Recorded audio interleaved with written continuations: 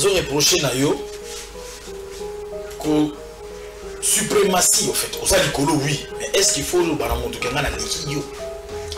Même là tu Chanel boy. Tabe ngoni. Nabe ngoka même là tu élément na Chanel boy. Nabe ngo Chanel te, même là tu t-shirt na Fendi boy. Nabe ngo Fendi te, même là tu montre na Kenzo boy. Nabe ngo Kenzo te.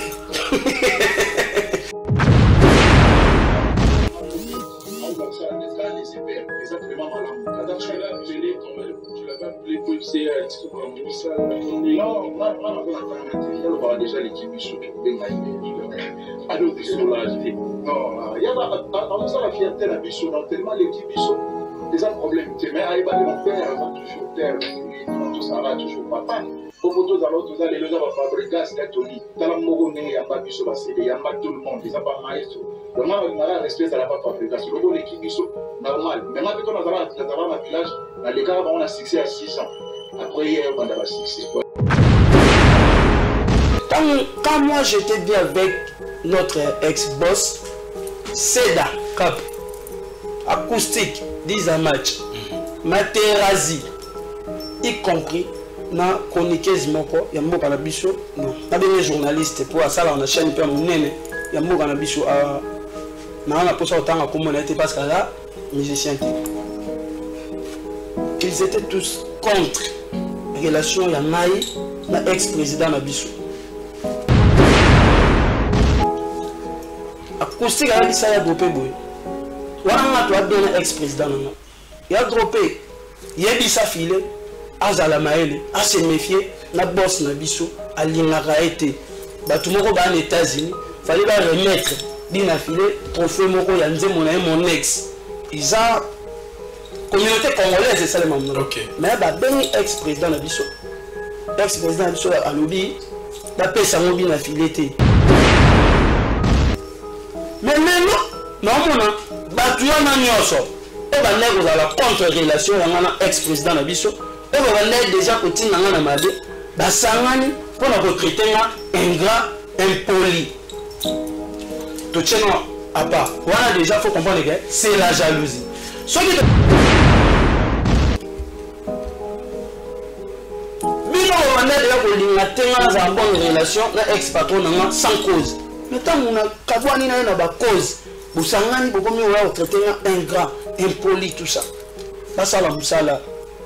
Lelo, ba yebage, biso nyonso tout ça parmi bateau to quitter ça non moi ba fanatique d'orchestre na biso. Ceux qui orchestre sur aller na 100 fanatiques, lelo eboti na 60 fanatiques. Pourquoi? Tant na longa na wanga. Un tel temps on va tourner que baki, un tel temps on va tourner que baki. On va tirer la nuance, on va tirer la bonne président Nabiso. Nous sommes sur ce plateau, mesdames et messieurs, nous attendions Bu Nafilé sur ce plateau et maintenant là, en complicité avec mon réalisateur, le coordonnateur Papi Mandeke, est-ce qu'on peut nous faire voilà les images de l'artiste qui est en train d'arriver avec son ensemble musical. Les adorateurs vont certes adorer et l'artiste a promis aujourd'hui de s'exprimer en long et en large. Il a été sujet de beaucoup de questions et aujourd'hui il veut s'exprimer. Il a choisi bien sûr ce média cher au président Gabriel Chabani Record Congo Web Télévision et une seule émission HD Elengi pour s'exprimer. Et là vous êtes en train de vivre cela en live. Ah oui, ces artistes musiciens sont tous, peut-être pas tous, mais la majorité sont véhiculés. Ils font bien sûr leur entrée pour regagner ce plateau dans quelques petites minutes et nous allons nous entretenir bien sûr avec Monsieur Positionnement qui a choisi un titre pour son album bien sûr significatif.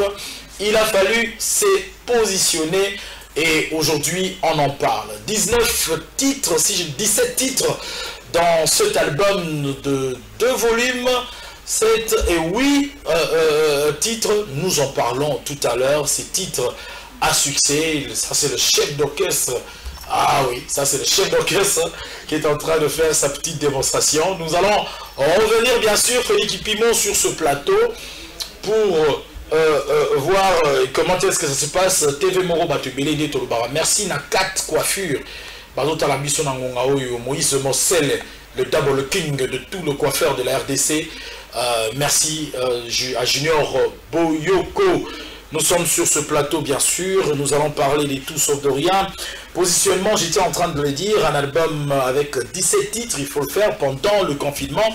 Un album qui déjà se trouve à 5 mois, si je ne m'abuse, à 5 mois, voilà.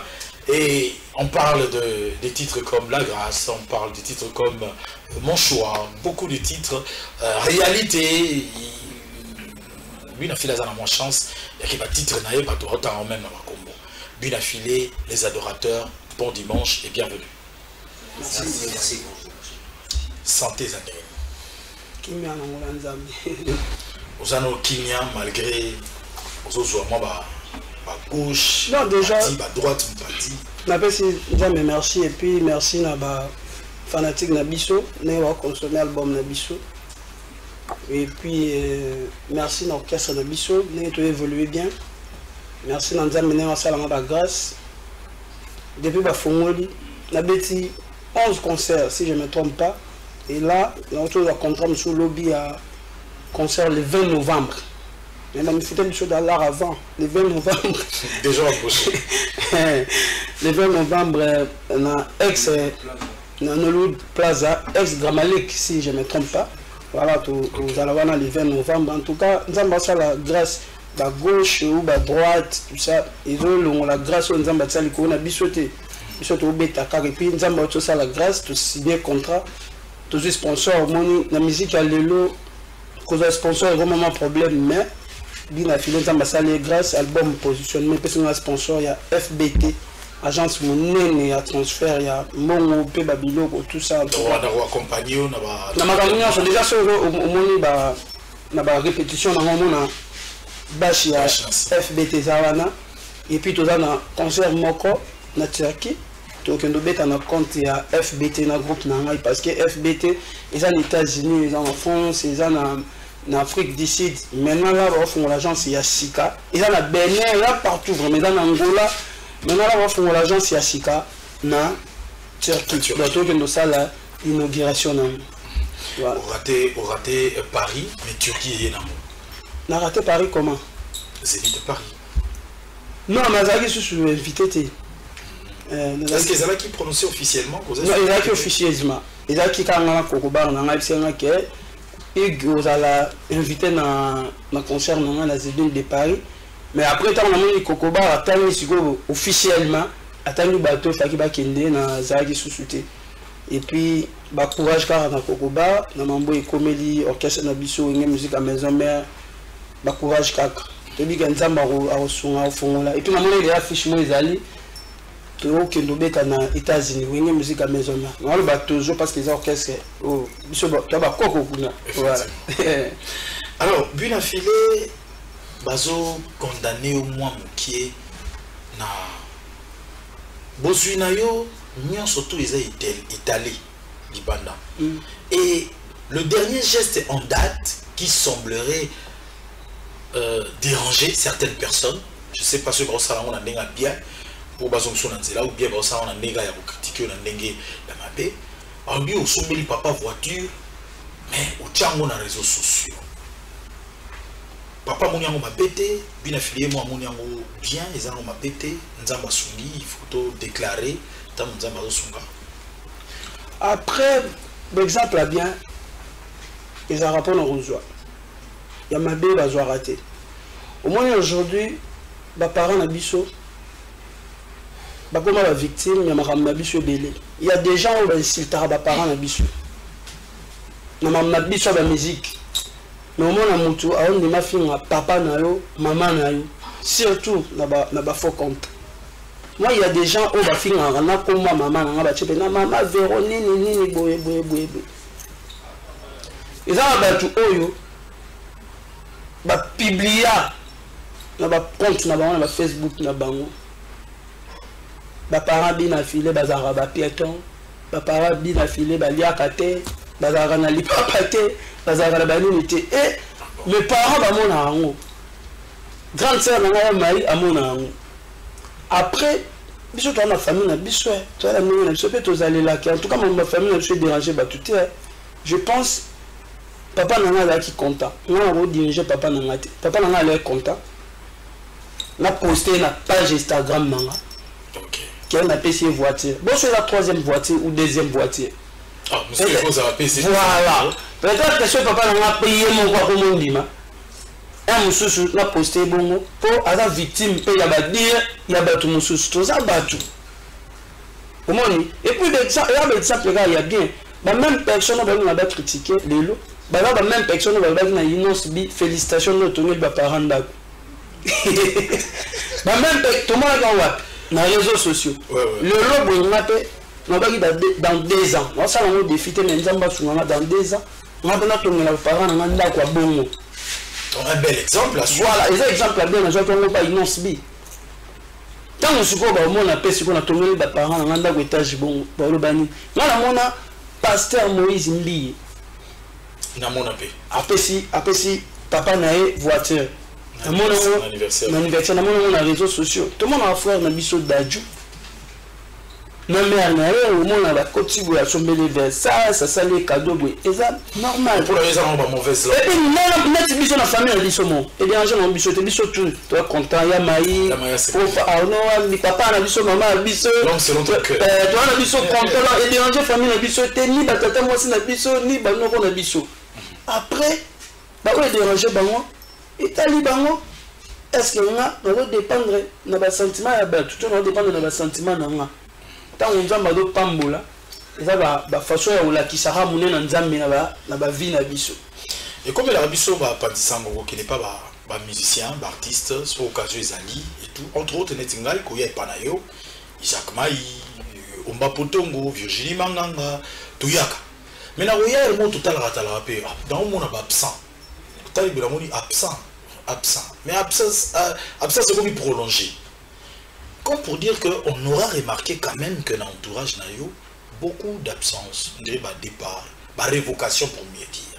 Parce que on a vérifié habiter ou révoquer. Moi midi. Qu'est-ce qui s'est passé? Ah, nous allons déjà. Ah, nous allons déjà. Bah tu vas na voiture na ba moi kitoko bongo. Ba longa ba ke wapi? Hein? Chauffeur. Non. Chauffeur Tsakala, chauffeur patron. Non, chauffeur belé. Non, na Ticho Mbweni. Chauffeur numérique, Nazana John Nico, chauffeur conscient. Migolo na bakisi. Migolo na bakisi Odon Chamala, chauffeur familial. OK. Il y a beaucoup de mère na biso.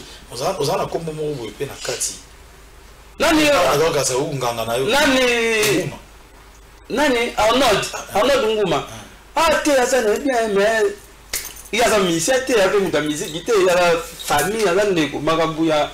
Ndeko to yo beta kona na télé ndé mais na bureau na zomona susu manager na hôtel ya en Europe manager international ya en Europe voilà soit yé na kini au mona noye et puis ya rozalo au mona était pas mata podium te aimba te tozo kende alors na évolution il y a positionnement bina filé aux ana posa ba 1 million de vidéos. Quand on a posé la musique à bien, on a ça 1 million de vies. Ceux qui nous ont permettre, ceux qui peuvent fanatique baligner. Mon choix, il est qui 1 million de vies. Compliqué, il est qui 1 million de vies. Dans un monsieur aussi 1 million de vies. C'est pas un problème. N'a aucun métier bambeli te pour na ba million de vies. Voilà. Au moins on a pas million de vies, on va appeler moi belé. Mais au moins, bimi ça a 3 dates et kangama. Ndé vient na chauffali pour pas que 20 dates et kangama au moins ba to date ça mo ba pe muke, to ape muke. Au moins mutalo bana international na zaboye mais au moins 2 ans atika lobe data concert mo hôtel libana mboka to concert mo ya munene na ba millions de vues. Ba millions de vues sous ça justifié.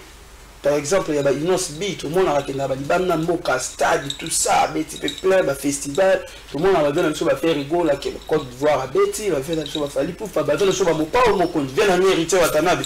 On dit qu'il y a un million. Mais avant de voyager, nous sommes voir un réflexion. Tout le monde a réflexion et il y a un million de vues, et puis ça fait Robinho.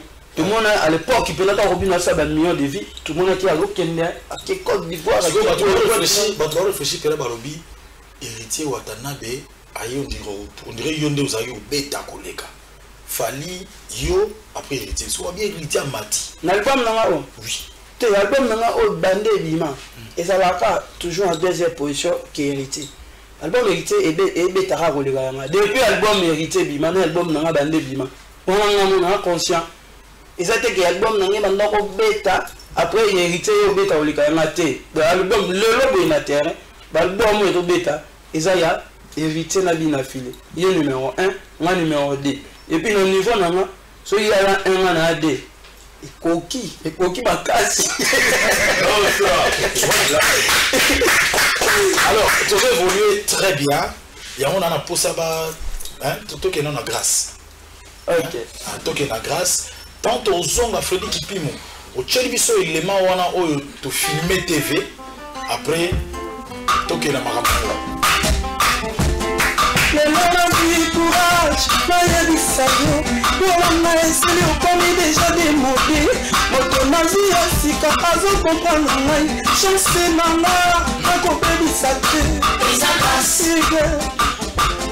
on vous donne la moto avec la bien ça passe on vous donne la moto avec comprendre ça passe on vous donne la moto avec joie ça passe mi cœur sans mi dans ma tête Shazimba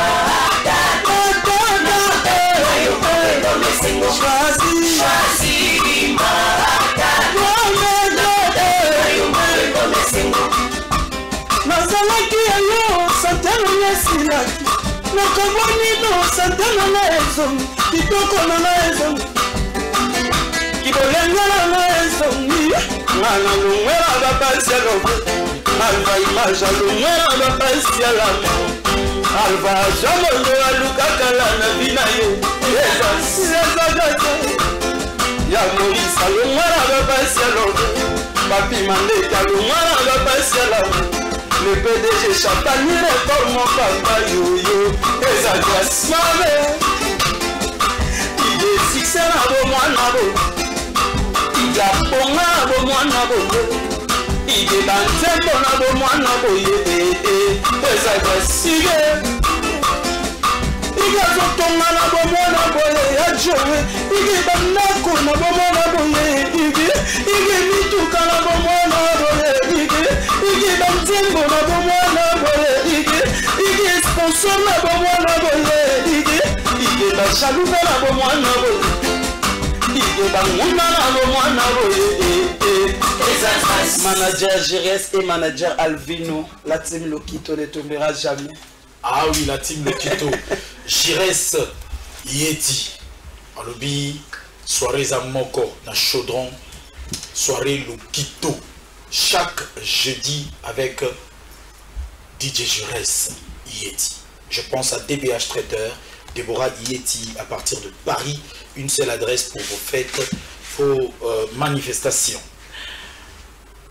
Et loko bazulu bana yango wana ige abonga na bomwana boy ige bandaku ige babituka ngai na otala TV lobi tant na otala TV na bige na zana yo na ki ba popo mo na biote na zona ma popo Freddy Kipimo préparer les gars nami tuni clan ya ba maître eza pona nini ozoko multiplier tout adversaire, ennemi. Est-ce que ils ont toujours provoqué? Ce qu'ils ont provoqué, pourquoi est-ce que vous avez un ennemi et belé? Comment tu peux réagir? Camille. Il va mettre Boutine et le Fabregas. Bon. Après, moi aujourd'hui, nous avons fait la grâce à Joé. Na koma, et ça par rapport à l'effort nanga. Na kae nzambi nzamba lobaka na ozala boy kozala boy nanga ezo dépendre na ba frère nanga na te et dépendre na nzambi et puis eloko mo foye ba ya jouer ceux qui oza na lisanga ya bato belé tant que yozo misa mutu organisateur bato wana nyonso baotikela nzela yo bima zala likolo. Il y aura des gens au baolukapé, badiembela yo, babenda yo, tout ça. Après, bon. Bazo reprocher le logo monko. Voilà les éléments. Freddy, s'il te plaît, c'est Sedaka qui était en train de parler. Tu avais déjà l'élément. Bazo reprocher na yo que suprématie au fait. Osa likolo oui, mais est-ce qu'il faut le banamoto kenga na niki yo? Même là tu Chanel boy. Na ben on est. Na ben on est là tu élément na Chanel boy. Na ben on Chanel te. Na là tu t-shirt na Fendi boy. Na ben on Fendi te. Na là tu montre na Kenzo boy. Na ben on Kenzo te. En fait, ba master et là on y ça bango. Bon. Là le basico. En tout cas bato ba talanga balimbisanga peut-être ba mona na ozala un peu direct. Des fois na vie il faut être direct. Des fois ba silence mususu ebisa mutu coupable. Ogoza na silence, ozomona mamse ya niveau na ote. Uto bato musu ba loba makambo ba retraité na ba kombo tout balini, ba ya niveau na ote, ma répondre un peu exact. Mais vu que il ça la trop et comme ebele, ogomo bi maloko la ingrat. Voilà. Merci. Là on ingrat par rapport en tout cas, si quelqu'un a expliqué les loups, et puis il a clôturé là. Explique-toi, voilà. Au moment où il y a master, ingrat, impoli, orgueilleux, soi-disant, n'a pas manqué ex-président Nabiso. Pourquoi il bon, déjà. Voilà la genre bateau était là à talabi na filé à cause ça on a l'étalé na douche hier mon téléphone ça dans la talaté après il a été pas cause na talaté et puis il a le droit à la fort bah tu vas TV tout ça on a suivi il fallait qu'il puisse monter la leçon on va ça des CPR et ça vraiment malin tu l'as appelé quand même tu l'avais appelé pour c'est ça non il y a déjà l'équipe du soutien alors puis sur la non il y a ça la fierté la biso non tellement l'équipe biso c'est un problème mais aïe bah le père va toujours terre il va tout ça toujours papa pour tous alors tous les gens va fabriquer c'est Tony dans la mogo né y a pas biso va c'est y a pas tout le monde ils ont pas maestro donc moi respect ça la pas fabriquer c'est le l'équipe biso normal mais maintenant on a dans un village dans les cas on a succès à 6 ans après il on a succès voilà il va pas mal il y a le baronnet mon petit vélo aïe. Déjà, merci de l'initiative. Il y a l'équipe Mobimba, il y a émission Lelo HD Lengi. Il y a des comment le succès pour aider les artistes. C'est bien. Et ça est bien. Vraiment, en tout cas, je suis beaucoup pour l'équipe. L'émission, votre frère, on a suivi. Pour moi, je suis suivi. Donc, quand on a suivi, il faut bien nous on va un par un. Quand moi j'étais bien avec notre ex-boss, Seda Cap, acoustique, 10 à match, Materazzi, y compris, na chroniqueuse moko, il y a moko na biso, non, na des journalistes pour ça là on a chaîne peu munene, il y a moko na biso a na on a posé autant à comment on était parce que là musicien. Ils étaient tous contre relation ya naï. Ex-président Nabiso. Une fois, acoustique 10 à match, à côté de notre grand frère Nangaï, Dropenzao, Abissier Boy, en mon loba, il y a un téléphone Nanga. Heureusement, nous avons grâce, nous avons les mots de la téléphone Nanga, nous avons ils ont enregistré. Donc, nous avons pas le téléphone Nanga enregistré à Bapel. Acoustique avec ça, il a droppé boy. Wana tu as donné ex-président. Il a droppé. Il a dit ça filé. Azala maele. A se méfier. Na boss na biso. A l'ingara été. Bah tout le monde va en États-Unis. Fallait pas remettre. Dina filé. Trophée moko yanze mon ex. Ils ont. Communauté congolaise, c'est ça le moment. Mais bah ben ex-président na biso. Ex-président na biso à lobby. Bah pèse à mon bin affilé. Bina fila salina nous et l'autre côté. Et moi, je suis là, il y a des animateurs, il y a des il y a un matin na bien acoustique a confirmé. Et puis là on voit ici acoustique à sala na groupe moi WhatsApp tous arabes sont ba musicien belé. Ba toutes les questions en répondant autrement. Abi oui na lobaki yango mais na lobaki artiste mo ka ya munene tous arabes était bien. Mais oh ya loba ngana non. OK. Wana il y a incitation à la haine. Déjà bango bande rotinanga na comme na haine contre ex-président na biso. Donc il est malem. Moi na bande ko répondre toujours. Mutu azala mabe, azala bien. Na ko beba na mutu mukolo mutu osala nga mabe, o nga mona moni ka salinga. Tant que mutu asala nga mabe te bo pousser nga na kabana na mutu te. C'est dakapo abenga na ndako na téléphone.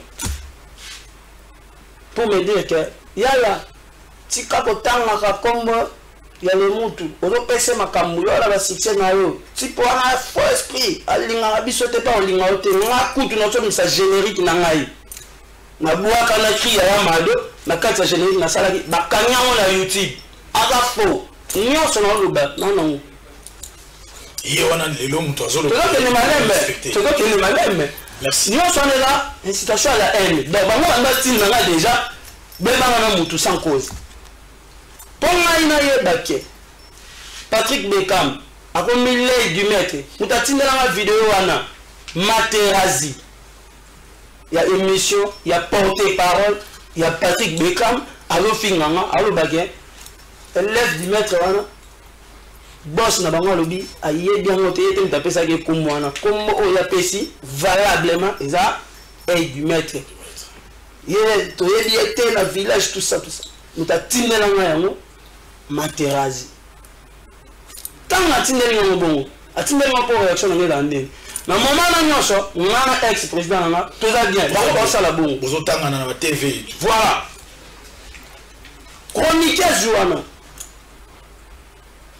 ya bana isanga ig ya bana ig na ya concert na mais le temps comme président nous le concert na otozo yembe trop ba ba tala yo et puis ani ngane yote toi que ni malembe et comme moi grave que na tout na détail c'est là pardon tu là pas sur détail il y a Joe OK jour on a tellement pour remettre ex président en enveloppe il y a pas concert au hôtel au beta na ngola la même personne a benganga chroniqueuse na kama batna bo biona ba enregistrement makambu tuna ba conversation sur le labo absinga comment ozo mbongo na yo oke no pesa mutalinga raote ba kokyo sala ope mabe na mbongo na yo mais lelo na mona batu yana nyoso o ba nego za la contre relation ngana ex président na biso o ba nego déjà kotina ngana mabe ba sangani pour na recruter nga ingrat impoli to tcheno à part voilà déjà faut comprendre que c'est la jalousie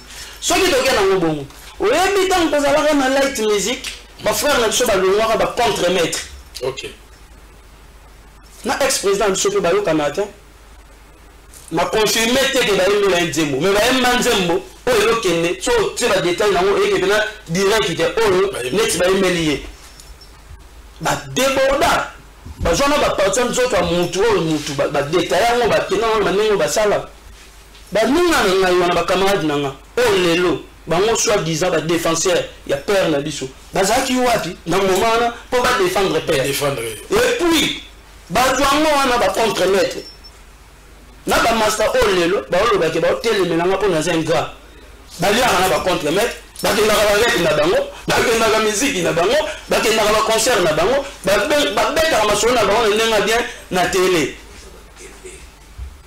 ba c'est 5 minutes Olandi a joué. Merci papa. Merci moi mon bon le besoin moi belé. Non c'est la PDG Chabani encore papa nanga. Il y a déjà après ça on a espace alors merci papa pour tout ça concert nanga nyoso na ko lisa sport surtout. Papa na lui ta nanga so ko baxer nanga ta 20 minutes pour na ko ça peut na éclaircir batu. Tu vas comprendre. Tu vas comprendre parce que nanga na ko avocat nanga moko.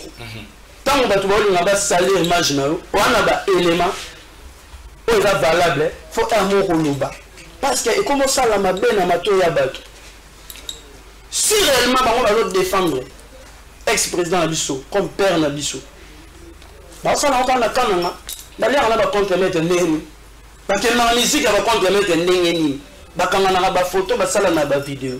Faut comprendre. Alors que ba contre-mettre na ex-patron na raté. Faut comprendre que c'est la jalousie et puis ils sont tellement faibles. Faut pas sangana bon, faut pas combattre mutuaza fort.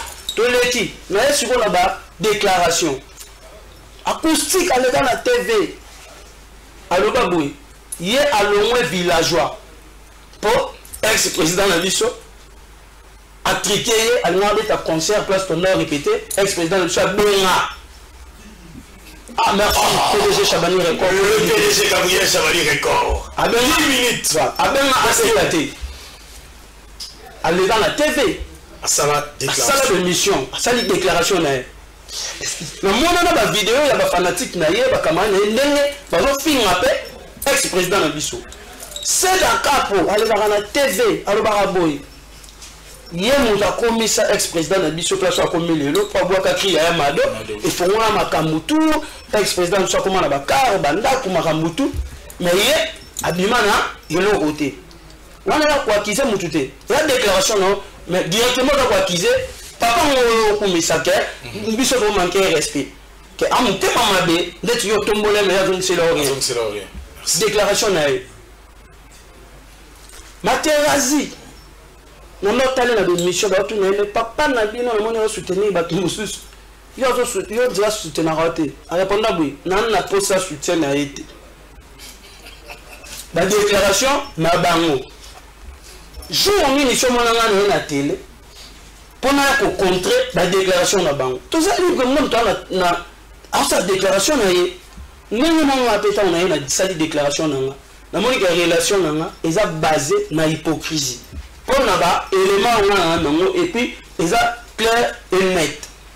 Nous avons ôté les mélanges. Pourquoi? Dans l'entretemps, nous avons fait la déclaration nous avons ni chaud ni froid dans le baraté.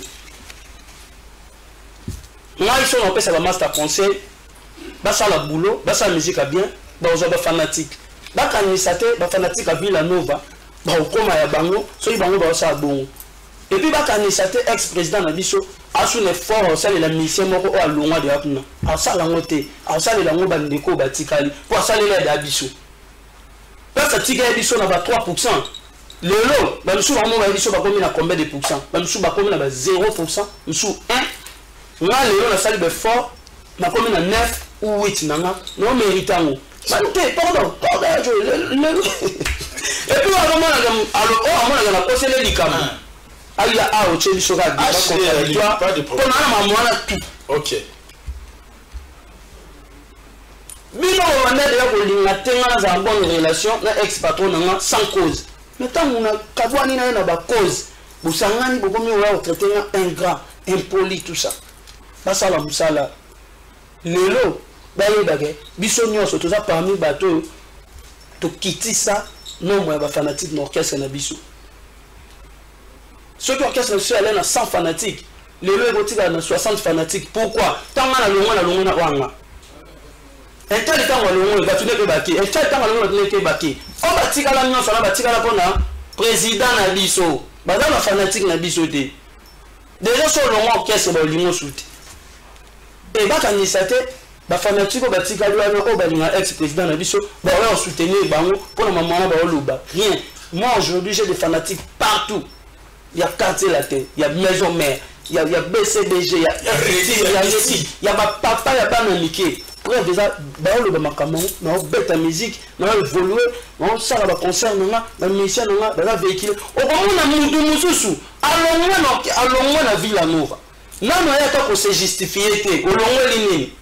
Mais alors on a été masola bien affilé sans problème na salle le côté au bout d'un orchestre na ngati autant ba kwa batunye surtout mes moutons de beau autant yango yango netiye na protéger pourquoi parce que atika la benga ngati alo bananga mabe ya ex-président na Bisso faut la vrai mais na salle ka mais pengle ka mo muke ya mwana ba talo bananga elo côté mais ba on attend ba kombo ba ngonde bazaki déjà ko linga kabwana na ex-patron na Bisso. Donc, ma master, ça la boulot.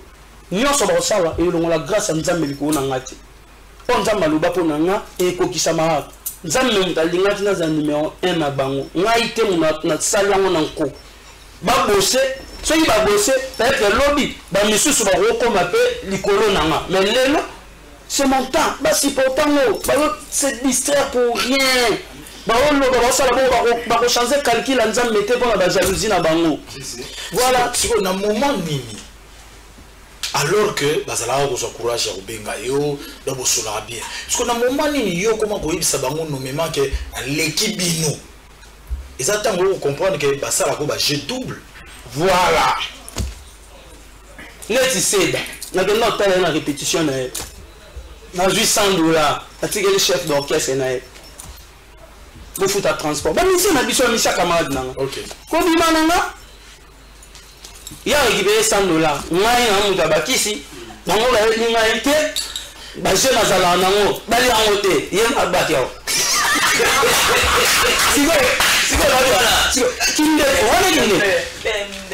ngai nakozalaka oyo ngai naza nakenda anniversaire ya Materazi nayeba kutu te ka anniversaire na ye informanga te namoni na statut nga moko nabengi nasalelela video ya comment anniversaire yango nga nayebi te o te yaya nasalele video oyo tosangana kutu lobi atindeli nga adresse nakenda kuna namona ata mission moko te apart acoustique tokenda kaka nga na acoustique toyemi na frère nanga kado nanga mpe nalai nango natiki nzoka camarade nanga wana alingaka nga te akendaka ndeko abomaka nga so afandi na bato esali ke moto amoni ye atie nga na statut moto wana akamwe ndenge nayeki anniversaire yo ofingaka moto so naobeta masolo na ye yo linga estce si nabeta masolo na tv sa date ya masolo na obeta yo lingaka ye te donc moto wana oyo amonaki oui yo na statut nde ayebisi ayebisi sikoyo ye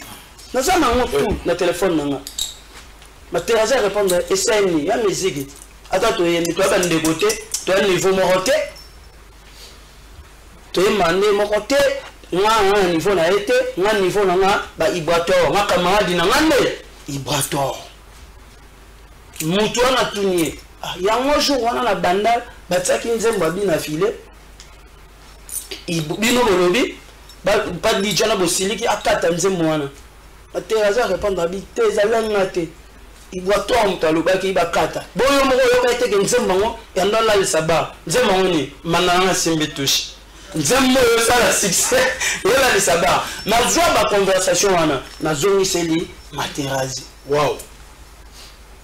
Hervé Kachama, j'attends la confirmation.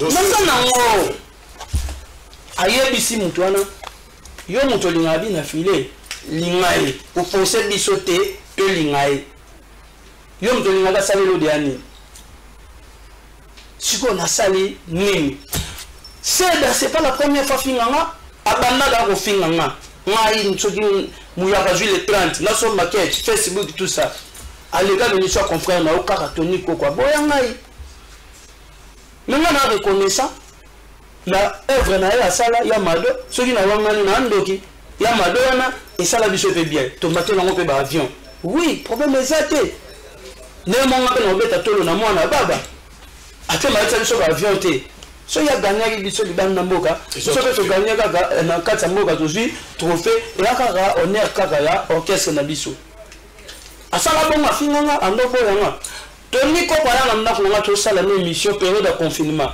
autu nga problème ni yo na seda na benga seda émission ezali na benga en direct papa mutu mo ayo singa yo finganga ke wonga no to na problème aya tala kaka yo ba success photo toucher kaka na zanango ayebi pe mama luba pota na ba tala nga basanga na ba motu batala nga voilà ne al singaya te yo na bakambu na choite faut que toucher et quoi dans l'émission siko ce qui me fait rage na yakala azara nango déjà yemo abandele on a osani un moment faut to le ba vérité boy bango ba rotetenga ingrat impoli orgueil bazara na ba élément te soki bana makambo na yebisa bango ya mabe concernant père na biso tanga tono sur la bien na père na biso faki ba ya déjà liboso ba lo bango po bango ba sal ba na sa guerre nanga mais moni siko ndanga la lobby boy bango pe ba créer ba histoire mais vous en encourage tout na bango avant ya loba bino bo soit combien de mois ya on le gana TV ko loba ka ya zabu ndeni bo bimisa ba elema ote et puis il y a bien que y a un asiko ngana na enregistrer téléphone nanga ba preuve na surtout to ça moi makasi biso peto za nango d'erten ça tu peux nous assurer cela even Zilulu na hibité eza bino bosaka na CIA tuli bango bazokangisa so basali bongo de ex président na biso akolinga bango te ministère ya so longwe déjà longwe et puis ngai relation na ex président nanga ezaki ya hypocrisie so ezaki basé na hypocrisie ndenge ba mission su basala so ala ina hypocrisie nde bato su balinga batraiter nga lelo ke na laki hypocrite ata salinga loko na sepel nango te loko intérêt na ngai eza te na posa bato balinganga na sima na ye non sani non lobate non mena makaka on na posa bato balinganga na sima mais moi je suis vrai ce qui est le marché te naza na droit de retirer na ngai na point na ngai ba master ba supporter ba déclaration na nga nenga na supporter ba déclaration na bango banga basali bongo bazui combien de concerts bazui sponsor ata nguba bazui oh Bulle affilée sur ce plateau de HPM.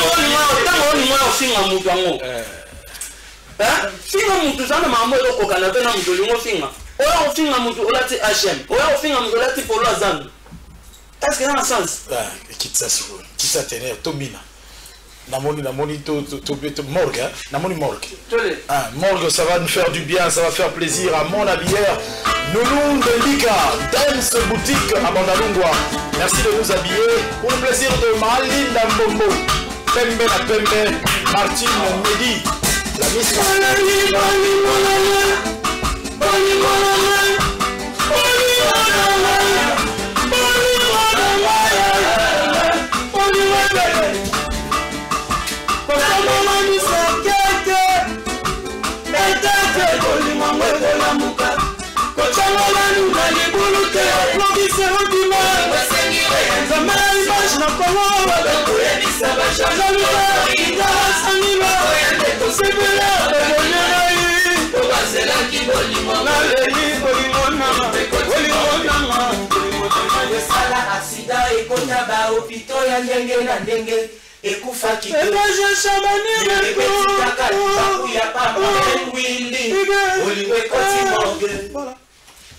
Bolingo Echo tu morgue, je vais vous rappeler des titres et des titres comme cela dans positionnement. Il y a Revient Réalité, Amour caché, Jardinier, Il est trait d'amour, Ma prière, Séparation, Allumette. Nous avons des chansons comme Grâce, Chemin de la vie, Ma beauté m'a trahi, Morgue que vous venez d'écouter tout à l'heure, Témoignage, Nisoyabatu trahison, Moïse, prise de finition. Cet album est encore disponible, mesdames et messieurs. Ça s'appelle Positionnement dans ce format de CD. CD1 et CD2, vous pouvez vous en procurer des très belles chansons. Dimanche 24 octobre 2021, concert au village Ombele à 12h à Ntsele chez Nanouche, la grande référence station Plaza. Samedi 20 novembre, nous sommes en octobre, déjà une date bouquée pour le mois de novembre. Le 20 novembre 2021, concert à Hollywood Plaza chez 3 fois Boss à 12h, référence Kimwenza, gare dans la commune de Mangafula. Les 2 rendez-vous prochains de Bunafilé en spectacle. 24 octobre déjà, et ainsi que le 20 novembre. Merci à Yves. Le 24. Ah oui, non. 24 octobre. Village Aïgué. Merci beaucoup. Alors, Tozo chuté. Nani Siko, il quitte la caméra. Ah, merci. JR Monday. JR Monday en train de nous suivre en ce net moment.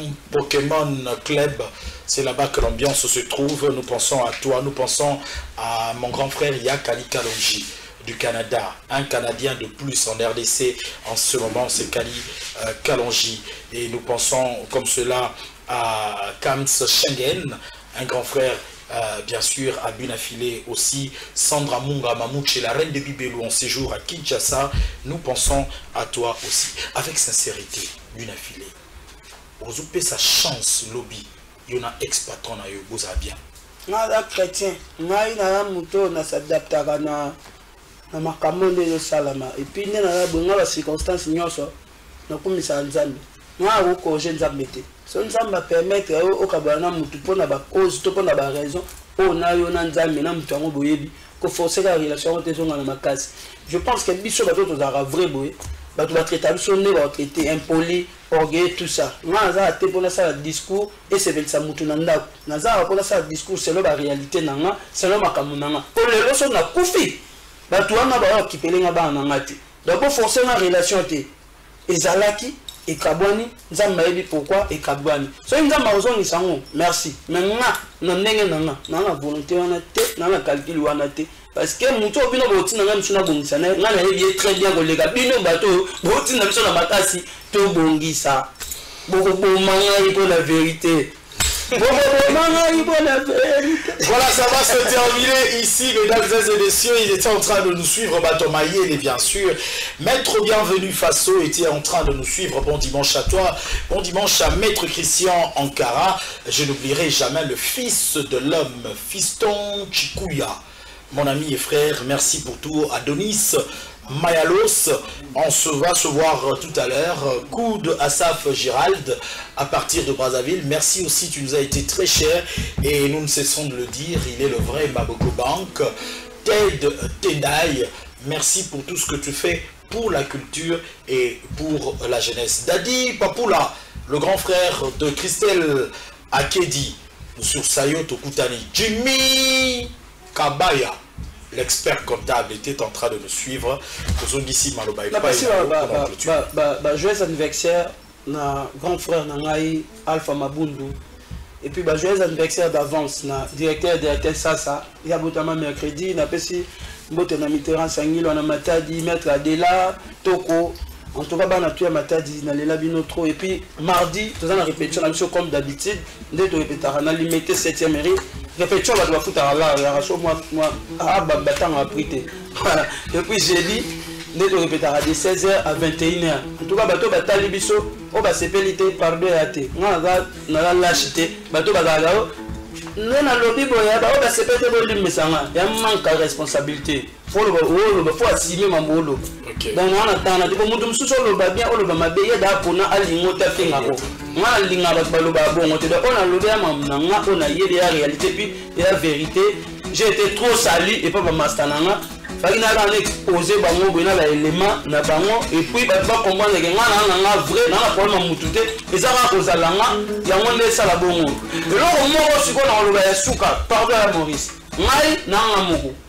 Bango baso 15 baola la pongite po nanga nanga na chance ngo itaka moko po nzamba tsakasi nanga na zo ngona pesa bango 15 bakabela ngo ndengeni mengo batika ngo na nota pa nanga ndezabe bon toyokana ba delege mutu moko na pesa yango officiellement bango bankela su mutu alate so mutu akona ko ngai merci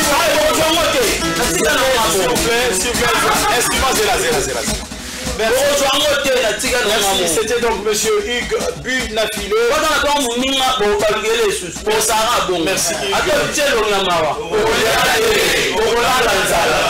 Merci merci, merci Hugues.